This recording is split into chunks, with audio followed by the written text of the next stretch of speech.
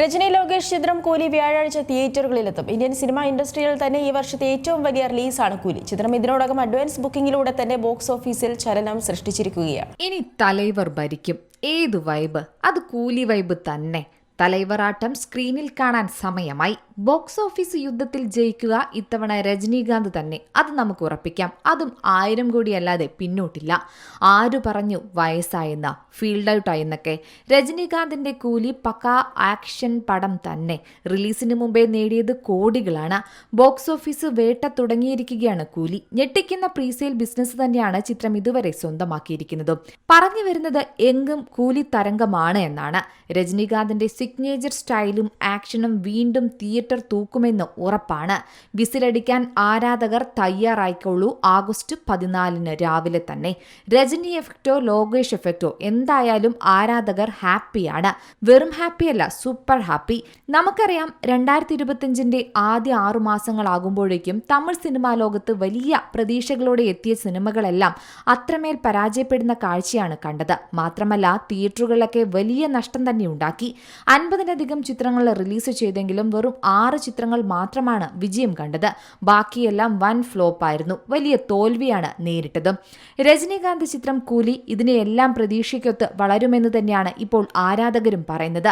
Theatre ഉടമകളും അതുതന്നെയാണ് പ്രതീക്ഷിക്കുന്നത്. നിരവധി റെക്കോർഡുകൾ തീർത്തുകൊണ്ടാണ് ഓഗസ്റ്റ് 14 ചിത്രം റിലീസിന് തയ്യാറെടുക്കുന്നത്. പ്രീസെയിലൂടെ $2 മില്യൺ നേടുന്ന ആദ്യ തമിഴ് ചിത്രം എന്ന റെക്കോർഡ് ഉൾപ്പെടെ ഈ ലോകേഷ് ചിത്രം ബോക്സ് ഓഫീസിൽ മായാജാലം തീർക്കുകയാണ്. എന്തായാലും രജനി ചിത്രം തകർക്കും. കേരളത്തിൽ പുലർച്ചെ 6 മണിക്കാണ് ആദ്യ പ്രദർശനം ആരംഭിക്കുന്നത്. തമിഴ്നാട്ടിൽ രാവിലെ 9-നാണ് ആദ്യ ഷോ കൂലിയുടേതായി നടക്കുന്നത്. ഇത് സർക്കാർ നൽകിയ ഉത്തരവാണ്. അഡ്വാൻസ് ടിക്കറ്റ് ബുക്കിംഗിലും കുതിച്ചുയരുകയാണ് കൂലി. എന്തായാലും കൂലി എന്ന ചിത്രം ഈ അടുത്തൊന്നും കാണാൻ സാധിക്കില്ല. കാരണം ടിക്കറ്റ് അത്രമേൽ വിറ്റുപോയിട്ടുണ്ട്. റിലീസ് ചെയ്തു കഴിഞ്ഞ് ആദ്യ 4 ദിവസത്തെ ടിക്കറ്റുകൾ ബുക്കായി കഴിഞ്ഞുവെന്നാണ് ഇപ്പോൾ അറിയാൻ സാധിക്കുന്നത്. അഡ്വാൻസ് ബുക്കിംഗിലൂടെ മാത്രം പടം സ്വന്തമാക്കിയിരിക്കുന്നത് ഇതുവരെ 65 കോടിക്ക് മുകളിലാണ്. കണക്കുകൾ ഇതുതന്നെയാണ് സൂചിപ്പിക്കുന്നത്. മാത്രമല്ല സൂപ്പർ സ്റ്റാർ രജനീകാന്തിന്റെ അഭിനയ ജീവിതത്തിന്റെ 50-ാം വാർഷികത്തോടെ പുറത്തിറങ്ങുന്ന ചിത്രമെന്ന പ്രത്യേകതയും കൂലിക്കുണ്ട്. അതിനാൽ തന്നെ വൻ വരവേൽപ്പൊരുക്കാനാണ് ആരാധകരുടെയും തയ്യാറെടുപ്പ്. മുന്നിൽ ദേവയായി രജനീകാന്ത് എത്തുമ്പോൾ പ്രതീക്ഷകളുടെ അമിത ഭാരത്തിലാണ് തിയേറ്ററുകളിൽ ചിത്രം എത്തുന്നത് എന്നതും പ്രത്യേകം ശ്രദ്ധിക്കണം.